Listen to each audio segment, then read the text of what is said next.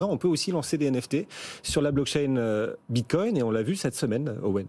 Alors, on en avait parlé rapidement il y a quelques semaines parce que ça faisait polémique. Le fait que ce soit possible sur Bitcoin, ça en gênait certains, mais d'autres se disaient qu'on n'est pas censé aimer ou ne pas aimer à partir du moment où c'est libre et incensurable, tout le monde doit faire ce qu'il veut. Bref, c'était le gros débat.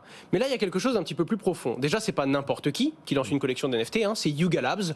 Yuga Labs qui sont propriétaires des plus grosses collections d'NFT au monde, notamment les Bored Apes, ces fameux singes qui s'ennuient et qui se vendent à 76 Ether unités à l'heure où je vous parle. On leur doit les Bored Apes. C'est ça. C'est de leur faute tout ça.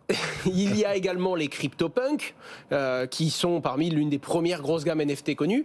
Pas vraiment surprenant qu'à partir du moment où on peut lancer des NFT sur la blockchain Bitcoin, ils viennent proposer des NFT. On parle quand même en l'occurrence de 735 Bitcoins de collecte. 16,5 millions de dollars. Mais c'est pas non plus choquant ce genre de chiffre pour la plus grosse collection vu la crédibilité qu'a Yuga Labs vis-à-vis de sa communauté. Le truc qui est choquant, c'est la méthodologie pour collecter ces fonds.